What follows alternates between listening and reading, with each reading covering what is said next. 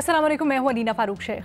आपको पता है पाकिस्तान तहरीक इंसाफ एक ऑपोजिशन का ग्रैंड अलायंस बनाने की कोशिशें कर रही है। कुछ पार्टीज़ तो पहले से ही उनके साथ थीं, लेकिन कुछ मज़ीद जमातों जिनमें ख़ासकर JUIF शामिल है उनको इस इत्तेहाद का हिस्सा बनाना चाहती है। इस सिलसिले में बैठक भी हुई थी कुछ दिनों पहले और उसके बाद एक जॉइंट प्रेस कॉन्फ्रेंस भी हुई जिसमें बड़े बड़े मुतालबात तो किए गए, लेकिन उसके बाद कुछ मुतज़ाद ख़बरें सामने आती रहीं। ऐसी भी खबरें सामने आ रही थी कि शायद JUI को कुछ एतराज़ात हैं या तहफ़्फ़ुज़ात हैं और उन्होंने वो कन्वे भी किए हैं पाकिस्तान तहरीक इंसाफ को, लेकिन इस ज़िम्न में अभी तक कोई पाकिस्तान तहरीक इंसाफ की तरफ से जवाब नहीं आया है। इसको भी प्रोग्राम में डिस्कस करेंगे, लेकिन जब सलमान अकरम राजा साहब से इस ग्रैंड ऑपोजिशन अलायंस और ये क्या करने का इरादा रखता है इससे मुतालिक सवाल हुआ और जो पार्टीज़ हैं इसमें उनकी शमूलियत से मुतालिक उनसे पूछा गया, तो सलमान अकरम राजा साहब ने थोड़ी सी हार्श टोन अपनाई, बल्कि उन्होंने ये कहा कि ये तो फ़र्ज़ है सबका। क्या एग्जैक्ट उनके अल्फाज थे, सुनिए ज़रा। कल बात हुई बिल्कुल मेरी इमरान खान साहब से अलायंस के हवाले से, आगे बढ़ने के हवाले से। हमारा मौक़िफ़ ये है कि इस वक्त पाकिस्तान में जमहूरियत, बुनियादी हुकूक, जिसको मैं शराफत कहता हूँ, उसकी जंग हो रही है। कोई किसी पे एहसान नहीं करेगा अगर वो इस जंग में हमारा साथ देगा। ये हर एक का फ़र्ज़ है कि वो आइन के लिए खड़ा हो, बुनियादी हुकूक के लिए खड़ा हो, वो खा JUI हो या कोई और हो। हमने बिल्कुल दावत दी है, हमने हाथ बढ़ाया है, हमने कहा आइए हमारे साथ चलिए, लेकिन कोई ये हम पे एहसान नहीं करेगा। हम ये हर एक को कह रहे हैं कि ये आपका फर्ज है, तारीख आपको माफ नहीं करेगी अगर आप इस लम्हे हमारे साथ ना खड़े हुए, पाकिस्तान की आवाम के साथ ना खड़े हुए। यही इमरान खान का पैगाम है। हम किसी से कोई इल्तिजा नहीं कर रहे, हम किसी से कोई गुजारिश नहीं कर रहे, हम दावत दे रहे हैं बराबरी की बुनियाद पर, एक डिग्निटी की बुनियाद पर। हम कह रहे हैं आओ हमारे साथ चलो, जो पाकिस्तान के अवाम का हक है वो हक हम लेकर रहेंगे। उस हक के लेने में अगर अपना हिस्सा डालना चाहते हो तो चलो हमारे साथ, ये तुम्हारा फर्ज है, तारीख तुम्हें माफ नहीं करेगी अगर तुम आज हमारे साथ ना खड़े हुए। इस पर जब शाहजेब खानज़ादा साहब ने रद्द-ए-अमल लिया JUIF के कामरान मुर्तज़ा से, तो उन्होंने कुछ ऐसे कहा कि इस तरह की जो बात है वो साथ चलाने वाली तो नहीं होती।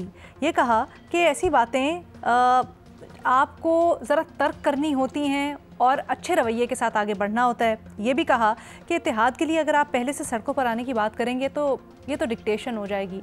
क्या कहा उन्होंने एग्जैक्टली, ये भी सुन लीजिए। मेरा ख्याल है कि ये तो साथ चलने वाली या साथ चलाने वाली दोस्तों की बातें नहीं होती।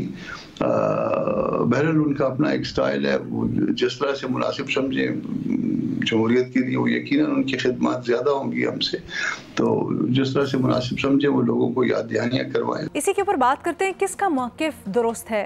यही सवाल जिसके लिए हमें ज्वाइन कर रहे हैं मज़हर अब्बास साहब, हमारे साथ एजाज सैयद साहब, बेनज़ीर शाह साहिबा और इरशाद भट्टी साहब भी शामिल हैं।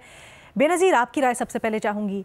ये जो ग्रैंड ऑपोजिशन अलायंस की बातें और फिर JUIF की इसमें अहमियत, इसके ऊपर तो हम कई दफ़ा बात कर चुके हैं, लेकिन एतराज़ ये हो रहा है कि पाकिस्तान तहरीक इंसाफ जिस तरह की टोन अपना रही है साथ मिलाने के लिए सबको, वो दुरुस्त नहीं है। क्या ये जायज़ बात है या फिर PTI या सलमान अकरम राजा साहब जो बात करें वो उसूली है?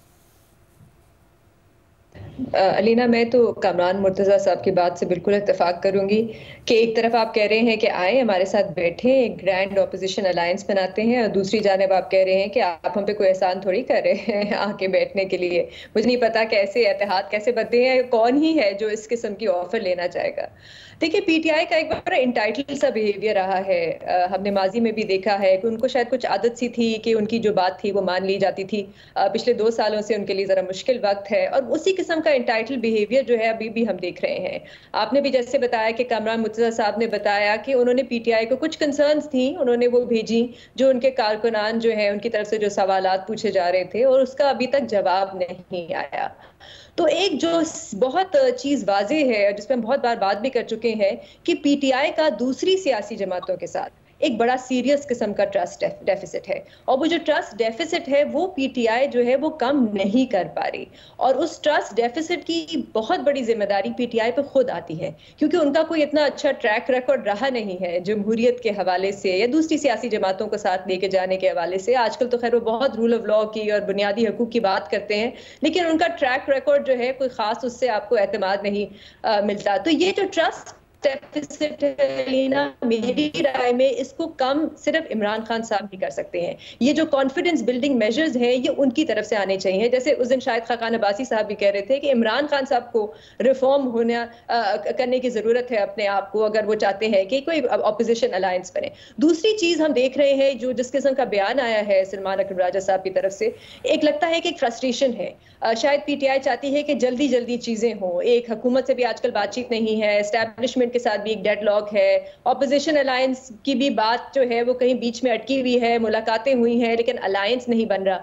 तो वो शायद चाहते हैं कि जल्दी जल्दी कोई अलायंस बने, ईद के बाद हम कोई तहरीक चला सकें, लेकिन इतनी जल्दी तहरीकें बनती नहीं है। हमने माजी में भी देखा है, यहाँ पे जैसे पीडीएम को ही ले लें, उनको 1-1.5 साल लगा पीडीएम बनी, फिर उसके बाद 2 साल उनको तकरीबन लगे इमरान खान साहब को कि हुकूमत को हटाने में वोट ऑफ नो कॉन्फिडेंस के जरिए। तो बैक एंड फोर्थ रहता है, टाइम लगता है, ट्रस्ट डेफिसिट को कम करने की जरूरत है। तो ये जो जल्दबाजी है, मुझे लगता है कि ये जो फ्रस्ट्रेशन है, इससे चीजें पीटीआई के लिए और खराब होंगी, क्योंकि इस वक्त सबसे बड़ी जरूरत पीटीआई की ही है। पीटीआई को जरूरत है कि वो एक इत्तेहाद बनाए और हुकूमत पे प्रेशर डालें ताकि उनको रिलीफ मिल सके। एक आखिरी चीज अलीना जो मुझे सबसे इंटरेस्टिंग कल बयान लगा, वो असद कैसर साहब का था, जिन्होंने कहा कि हम एक चार्टर ऑफ डेमोक्रेसी पे काम कर रहे हैं। ये जरूर मैं देखना चाहूंगी कि ये जो चार्टर ऑफ डेमोक्रेसी है, इसमें किसको शामिल किया जाता है, इसका एजेंडा क्या है, इसमें क्या क्या इनके नुकात होते हैं। क्योंकि इस वक्त तक हम देख रहे हैं कि पीटीआई जब भी जमहूरियत की बात करती है, रूल ऑफ लॉ की बात करती है, तो वो सिर्फ अपने हद तक बात करते हैं। हमारे बुनियादी हकूक, हमारे इंसानी हकूक, हमारी वजह से जो रूल ऑफ लॉ जो आजकल पिछले 2 सालों में उनको लगता है कि बहुत खराब हो गया है, लेकिन वो पूरे मुल्क में जमहूरी निजाम को मजबूत करने की बात नहीं करते। तो अगर आप एक ब्रॉडर कंसेंसस बना के चार्टर ऑफ डेमोक्रेसी बनाएंगे तो उनको ज्यादा सपोर्ट मिलेगा मेरे ख्याल से, सिविल सोसाइटी से, ह्यूमन राइट्स ऑर्गेनाइजेशन से। और फिर ऑब्वियसली अपने उस चार्टर के ऊपर कन्विंस करने के लिए लोगों को आपके मुताबिक थोड़ा सा अपना लहजा भी नर्म करना होगा। भट्टी साहब से उनकी राय जानते हैं, और भट्टी साहब के पास बड़ी अंदर की खबरें भी होती हैं। तो भट्टी साहब, ये जो तहफ़्फ़ुज़ात हैं, ये अभी तक इनका जवाब क्यों नहीं आ रहा है, ये भी हमें बताइएगा अगर कोई खबर है आपके पास तो। और फिर जो चार्टर ऑफ डेमोक्रेसी, जिसका पीटीआई का चार्टर ऑफ डेमोक्रेसी जिसका जिक्र किया बेनज़ीर ने, क्या इससे मुताल्लिक भी आपके पास कोई इत्तलात या खबर है, क्या है? मैडम शेख, शेर सुनिए, मैं किसी काम का नहीं वरना, मैं किसी काम का नहीं वरना वो किसी काम से ही आ जाता। दूसरा शेर सुनिए, अपनी अपनी मसलहत है, अपना अपना है मफाद, वरना इस दुनिया में कब कोई किसी के साथ है। और मैडम शेख, एक आखिरी शेर सुनिए, माजरत के साथ 3 इकट्ठे सुना दिए। मैं पर्वतों से लड़ता रहा और चंद लोग, ये एजाज़ सैयद के नज़र है, मैं पर्वतों से लड़ता रहा और चंद लोग गीली ज़मीन खोद के फरहाद हो गए। मैडम शेख, माना, अभी आपके वो चार्टर ऑफ डेमोक्रेसी पे आता हूँ और ये जो इत्तेहाद है इस पे आता हूँ। माना कि माजी है एक जिस पे हम कई दफ़ा बात कर चुके हैं, पाकिस्तान तहरीक इंसाफ का और मौलाना साहब की जमात का। माना कि पाकिस्तान तहरीक इंसाफ और इमरान खान साहब ने माजी में कोई अच्छे अल्फाज से याद नहीं किया मौलाना साहब को और उनकी जमात को, और माना कि अब सीज़ फायर हो चुका है, और माना कि मौलाना साहब भी कह चुके हैं कि ये जो मैं यहूदी एजेंट कहता था या आलाकार कहता था, ये तो मेरा एक सियासी बयान था, आप मुझे आके बता देते कि ऐसा नहीं है, ऐसा नहीं है। और माना कि आप पाकिस्तान तहरीक इंसाफ और मौलाना साहब बैठ रहे हैं आपस में, और माना ये भी कि दोनों का हल्का इंतखाब एक है, मतलब दोनों केपी के उनका गढ़ है, दोनों का, मौलाना साहब का था और पीटीआई का है, और दोनों वहाँ इलेक्शन लड़ेंगे। और माना कि हाल, एक तो माजी है ना और एक हाल है, हवाओं का रुख इमरान खान की दूसरी तरफ है, पर्चे मुकदमे जेल हवालाते हैं पाकिस्तान तहरीक इंसाफ के लिए, और माना कि एक मुस्तकबिल भी है जिसमें अगला इलेक्शन है, अगले मफादाती चीज़ें हैं, आगे क्या होगा वो भी है सारा कुछ। और मैडम शेख, लेकिन कुछ चीज़ें हैं जिस पे आपको इन चीज़ों से निकलना पड़ेगा। यानी ये मैं मान लेता हूँ कि मफादात की दुनिया है, ये मफादात भरी सियासत है। मौलाना साहब ने कभी भी इमरान खान का साथ नहीं देना प्रैक्टिकली, या सड़कों पे आके, या उनके कंटेनर पर, या उनकी जद्दोजहद में कभी भी साथ नहीं देना। ना वो देंगे। हाँ, इमरान खान इक़्तिदार में आ जाएं तो मौलाना साहब उनके साथ खड़े होंगे इक़्तिदार शेयर करने के लिए। इसी पीपल्स पार्टी और इसी मुस्लिम लीग नून के हवाले से मौलाना साहब ने क्या कुछ नहीं कहा और फिर उनके साथ, दोनों के साथ इक़्तिदार शेयर किया। मुशर्रफ के साथ LFO किया। बेनज़ीर भुट्टो वो कहा करते थे कि औरत की हुक्मरानी जायज़ नहीं, बेनज़ीर भुट्टो की हुक्मरानी को माना। तो मौलाना साहब इक़्तिदार के साथ ही हो सकते हैं दूसरी तरफ, और इस वक्त ख़ास तौर पर PTI के साथ नहीं खड़े हो सकते।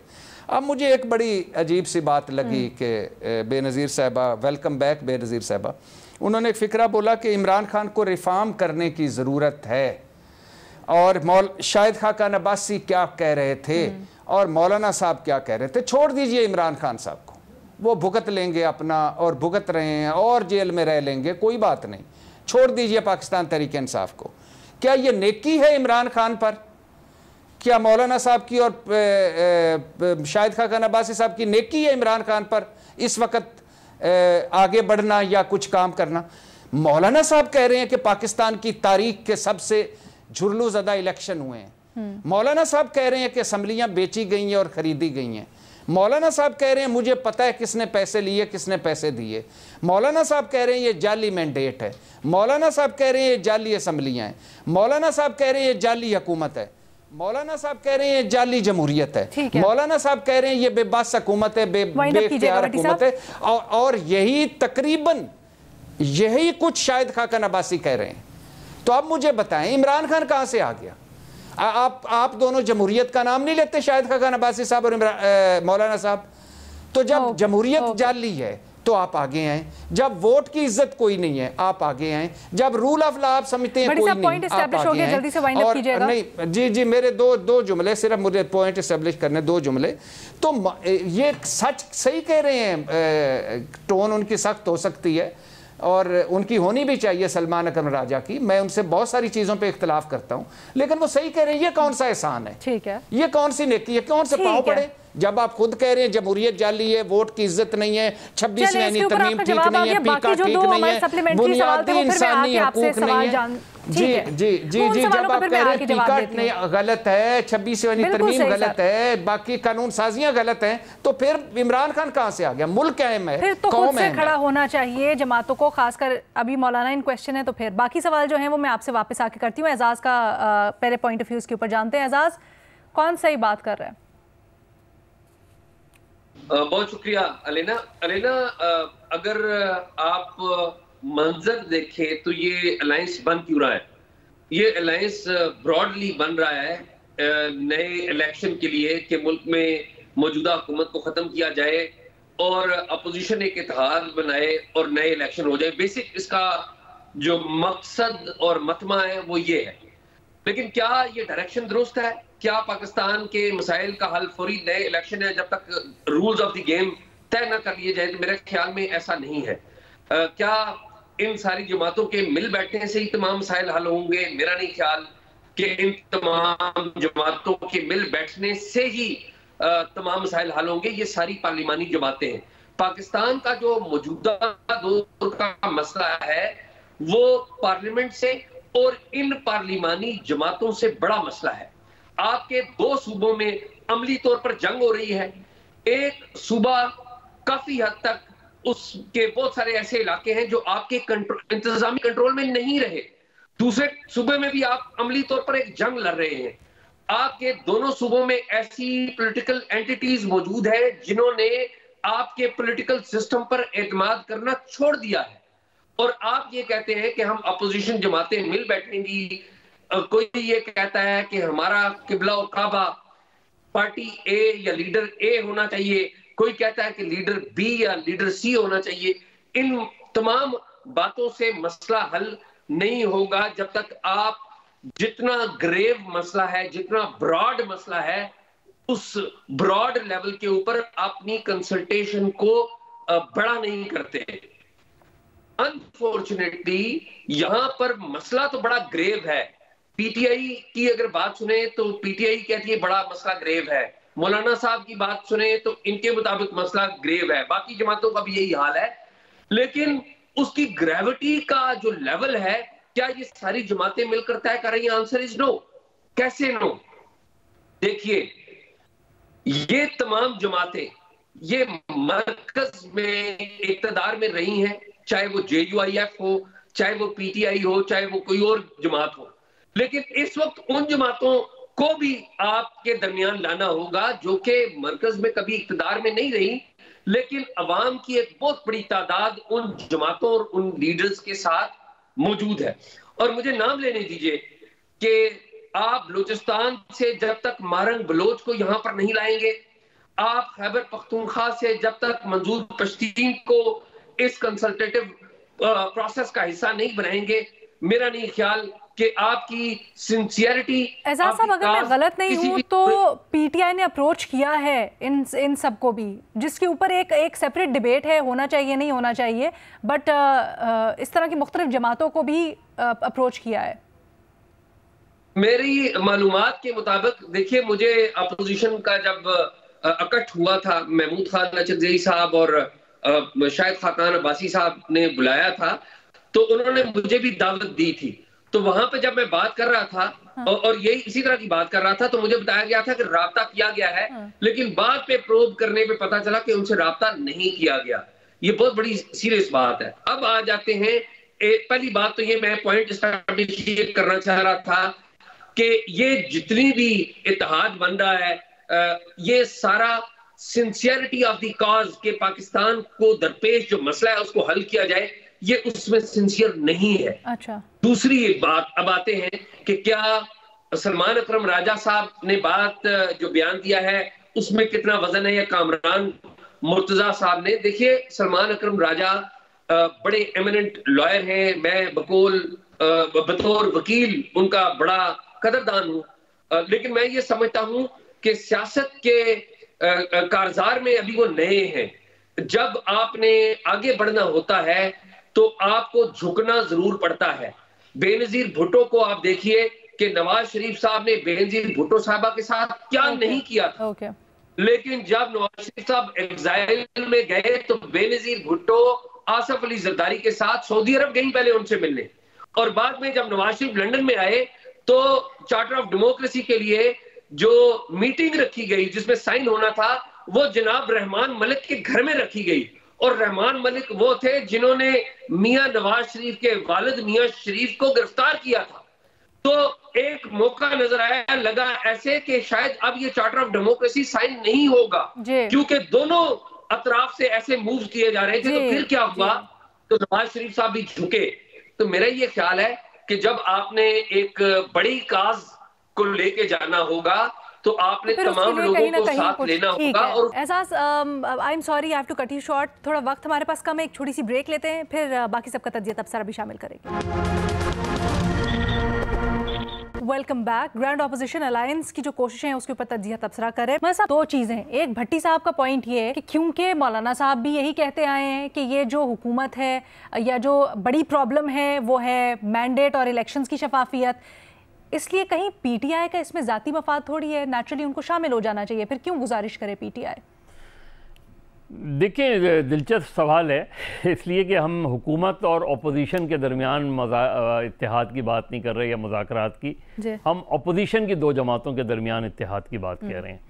इत्तेहाद हमेशा मिनिमम पॉइंट्स पे होता है। इत्तेहाद ज़ाहिर है PTI की अपनी एक पॉलिटिक्स है, JUI की अपनी एक पॉलिटिक्स है, अचकज़ई साहब की अपनी एक पॉलिटिक्स है। मिनिमम पॉइंट्स आप पेश करते हैं, और ये बात ठीक है कि अभी मैं जब सलमान साहब की, सलमान राजा की मैं ये क्लिप सुन रहा था, तो ये टोन नहीं होती इत्तेहाद बनाने की। आप इत्तेहाद के लिए अव्वल तो इतना पब्लिकली जाते नहीं हैं। जब आप इत्तेहाद बना रहे होते हैं तो आप ठीक है सिविल सोसाइटी को, दूसरे लोगों को, लेकिन जब आप सियासी जमातों से और मुज़ाकरात कर रहे थे ना आप, अब क्या कोई फ्रस्ट्रेशन है कि इत्तेहाद नहीं बन पा रहा, इसलिए आप ज़्यादा फ्रस्ट्रेटेड होकर बात कर रहे हैं।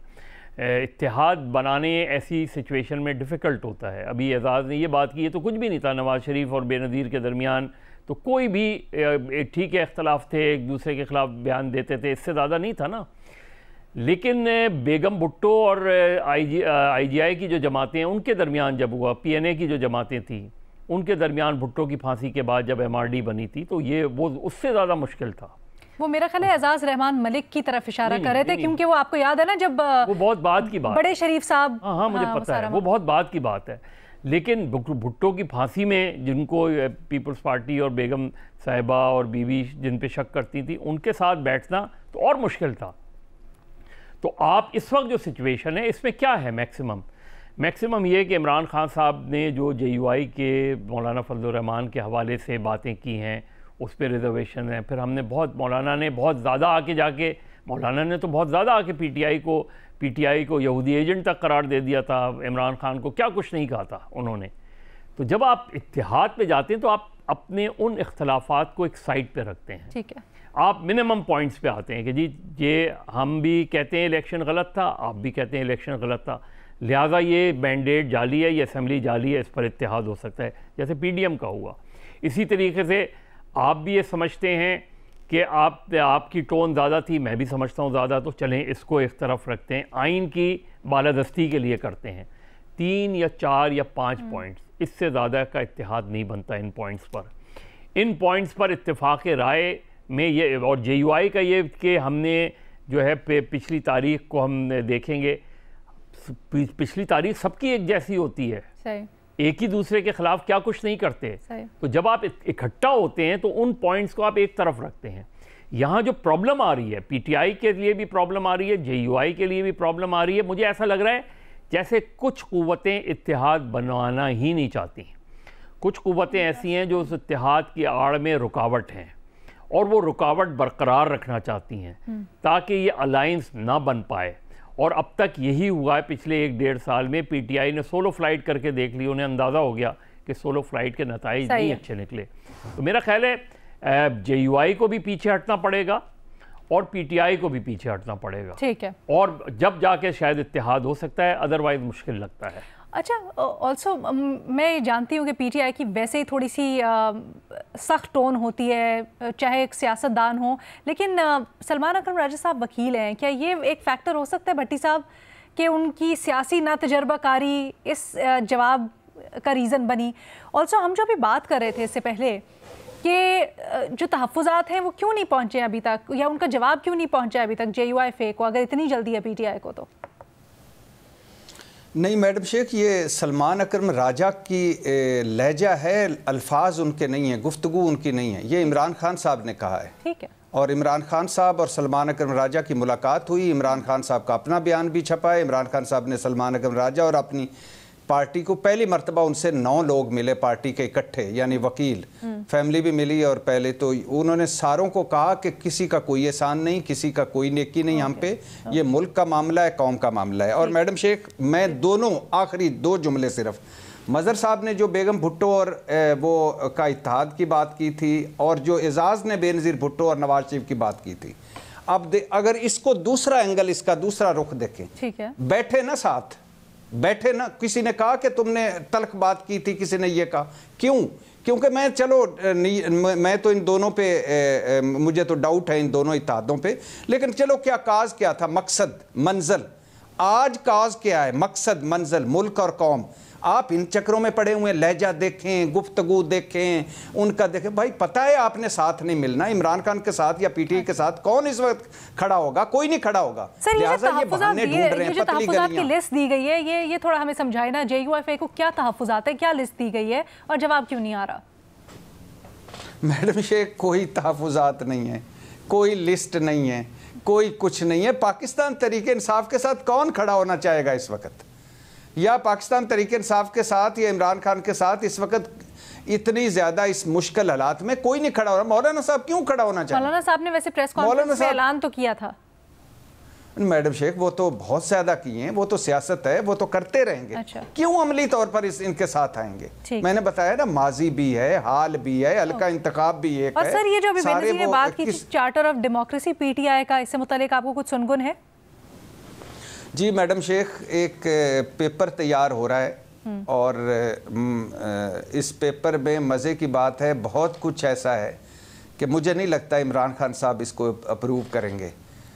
इसमें अपनी गलतियां, पाकिस्तान तहरीक इंसाफ और मुस्लिम लीग नून के हवाले से, पीपल्स पार्टी के हवाले से जो बयानियाँ या जो बाकी सारी चीज़ें हैं, बहुत सारी चीज़ें ऐसे हैं और इसमें इब्तदाई तौर पर 2-3 मुलाकातें हो चुकी हैं और हैरत की अंगेज़ तौर पर मेरी इन्फॉर्मेशन ठीक ना हो, ये जो हुकूमत की पार्टी है उसके साथ भी तहरीक इंसाफ की 1-2 गैर रस्मी सी गुफ्तगू हो चुकी है और ये मौलाना साहब के साथ भी, मौलाना साहब की जमात के साथ भी और महमूद खान अचकज़ई और बाकी सारियों के साथ। दैट्स वेरी इंटरेस्टिंग, एक्चुअली बड़ा पॉजिटिव है अगर इस तरह की कोई चीज़ जब देखते हैं क्या निकल के क्या आता है। बट एक चीज़ छोटी सी, भट्टी साहब अपने मौक़िफ़ के ऊपर कायम है, वो कहते हैं कि इवन झुकने वाली भी अगर बात है तो इसको फ्लिप करके देखें ना, PTI के नज़रिए से देखें, JUFA को क्यों एतराज़ आते हैं, वो क्यों कह रहे हैं कि आपका सख्त लबो ले जाए, आए म्यूचुअल कॉज के साथ बैठ जाएँ, कोई अगर जवाब देना चाहे पैनल के ऊपर, बट बहुत मुख्तसर।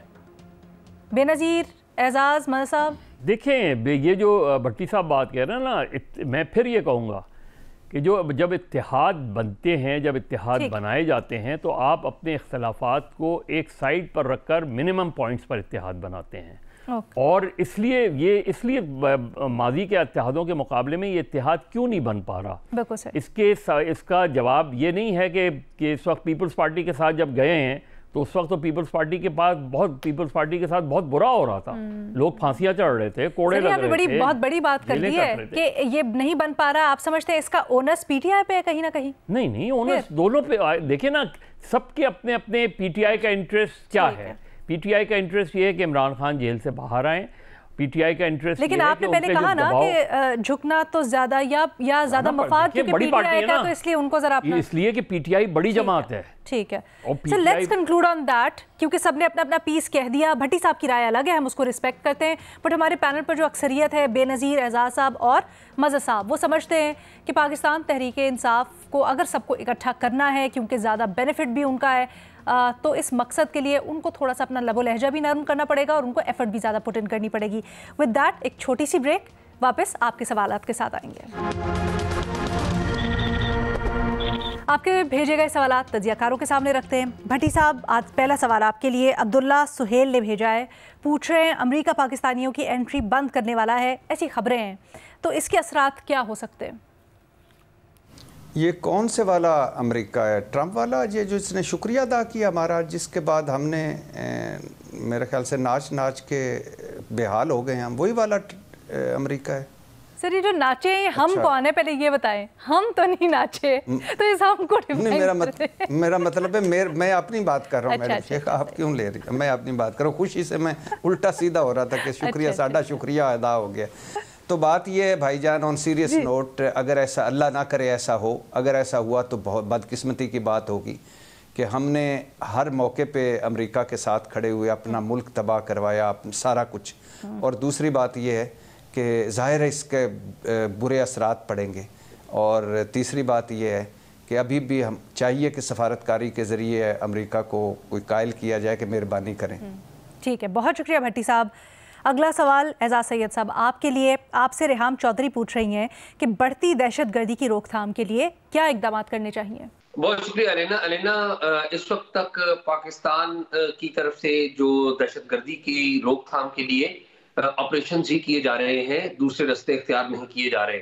इसमें जो फ्रीकैन है उनका तयन पहले करना जरूरी है कि इस दहशतगर्दी के मामले में 3 बुनियादी फ्रीक हैं। एक पाकिस्तान है, पाकिस्तान के अवाम है, दूसरा अफगानिस्तान है जहां पर तालिबान की हुकूमत है, और तीसरा है जो मिलिटेंट ग्रुप्स हैं जो कि बाज जो हैं वो अफगानिस्तान में भी छुपे हुए हैं और ज़ाहिर है कुछ उनके एलिमेंट्स यहाँ पर भी मौजूद हैं।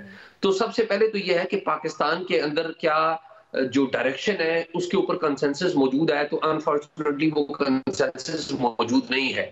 हमने जो काइनेटिक अप्रोच अपनाई हुई है वो नताइज फराहम नहीं कर रही। तो इसके लिए मेरे ये ख्याल है कि नेक्टा के प्लेटफॉर्म से तमाम जो फार्मर IG पुलिस हैं जो टेररिज्म को फ्रंट लाइन पे लड़ते रहे, टेररिज्म को, FC के रेंजर्स के सरबराहान और इंटेलिजेंस चीफ्स हैं, उनको इकट्ठा करके उनकी रिकमेंडेशंस लेनी होंगी। और फिर जो मौजूदा फौजी और सिविल क़यादत है उसको पार्लियामेंट के इन कैमरा इजलास में भी जाके लोगों को एतमाद में लेकर, पार्लियामेंटेरियंस को एतमाद में लेकर, बिलखुसूस इसमें खैबर पख्तूनख्वा और बलूचिस्तान के पार्लियामेंटेरियंस को भी खुसूसी दावत देनी चाहिए ठीक है, उनकी चीफ मिनिस्टर बड़ी कॉम्प्रिहेंसिवली आपने बता दिया। बिल्कुल सही है, बहुत शुक्रिया आज़ाद सैयद साहब। बेनज़ीर शाह साहिबा, आपसे सवाल है मलिहा नाज का। मेयो अस्पताल में एक वीडियो बड़ी वायरल हो रही है वज़ीर आला पंजाब मरीम नवाज़ की, जहां पर MS को ओहदे से हटा दिया गया है। इसके ऊपर एक बहस छिड़ी हुई है, कुछ इसको सराह रहे हैं, कुछ नहीं। आपके ख्याल में क्या होना चाहिए, सही है या नहीं? लीना, बड़ी अफसोस की बात है कि कुछ ऑप्टिक्स के लिए, एक वीडियो के लिए हम अपने इदारों को इस तरह बदनाम करते हैं कि खड़े खड़े आपने एक सीनियर डॉक्टर को फारिग कर दिया। होना क्या चाहिए था, एक इंक्वायरी होनी चाहिए थी। आपको शिकायत आई हैं, आपको कंप्लेंट्स आए हैं, आप इंक्वायरी कमेटी बनाए, शो कॉज नोटिस भेजे, सुने उनका मौकिफ क्या है। हो सकता है वो कहते हैं हमें फंड्स की कमी है, फिर जाके आप जो जिम्मेदार हैं उनके खिलाफ एक्शन लेते, बजाय इसके कि आप एक वीडियो कैमरे के ऊपर एक सीनियर डॉक्टर के साथ इस किस्म का सलूक करें। आप सोचिए कितना डीमोरलाइजिंग होगा डॉक्टर्स के लिए जो सरकारी अस्पतालों में काम करते हैं, ऐसे मुल्क में जहाँ पे पहले ही अस्पतालों की भी कमी है, डॉक्टरों की भी कमी है, नर्सेस की भी कमी है। कौन आना चाहेगा? आखिरी चीज अलीना, देखें यहाँ पे 1 साल हो गया है पंजाब हुकूमत को। क्या वजीर आला को अपने जो वजीर सेहत है उनसे नहीं पूछना चाहिए था कि 1 साल से आप क्या कर रहे हैं? आप क्यों नहीं देख रहे कि मेयो अस्पताल में ये हालात है, यहाँ पे फंड्स की कमी है, यहाँ पे दवाइयां नहीं मिल रही, तो उनकी भी क्या जिम्मेदारी नहीं बनती? तो ये जो 60 पेजेस का सप्लीमेंट अखबारों में दे के या इस किस्म की वीडियोस टिकटॉक्स बना के, इससे मसले हल नहीं होते। सीरियस लेना चाहिए, ये टिकटॉक मेंटालिटी से मेरे ख्याल से हुकूमतों को निकलना चाहिए। ठीक है, बहुत शुक्रिया बेनज़ीर। अगला सवाल मज़हर अब्बास साहब आपके लिए, और आपको सब स्पोर्ट्स एनालिस्ट के रूप में बड़ा पसंद करते हैं। आज भी स्पोर्ट्स का सवाल है। चैंपियंस ट्रॉफी का फाइनल भारत और न्यूजीलैंड के दरमियान। रमीज़ बलोच पूछ रहे हैं किसके हैं जीत के ज़्यादा इम्कान? देखिए, इंडिया को एडवांटेज तो हासिल है, दुबई में खेल रही है, मुसलसल एक ही जगह खेली है, टीम बहुत बैलेंस है, उनके पास बॉलर्स ख़ासतौर पे स्पिनर्स बहुत अच्छे हैं, उनकी बैटिंग में डेप्थ बहुत है। लेकिन अगर मैच क्लोज हुआ तो न्यूजीलैंड को एडवांटेज होगा, क्योंकि न्यूजीलैंड पैनिक नहीं करती, इंडिया बादख़ात पैनिक कर जाती है। तो अगर मैच क्लोज हुआ, और ज़ाहिर शायकीन तो चाहेंगे कि मैच क्लोज हो, तो उसमें न्यूजीलैंड जो है वो सरप्राइज़ दे सकती है उसमें। अदरवाइज इंडिया के साथ एडवांटेज तो बहुत सारे हैं। न्यूजीलैंड या इंडिया, आपकी बेट किसके ऊपर है? न्यूजीलैंड। चलें जी, देखते हैं। इसलिए नहीं कि मैं पाकिस्तानी हूँ, इसलिए नहीं कह रहा, मैं क्रिकेट पॉइंट ऑफ व्यू से न्यूजीलैंड बहुत अच्छी क्रिकेट के लिए, 2 बेस्ट टीमें जो हैं टूर्नामेंट की टकरा रही है, बट आपकी बैट जो है वो न्यूजीलैंड के ऊपर है। अब देखते हैं परसों क्या होता है, हम सभी इसके मुंतज़िर हैं। But before we jump on to परसों, कल शो जरूर देखिएगा। आज के लिए हमें इजाजत दें, अल्लाह हाफ़िज़।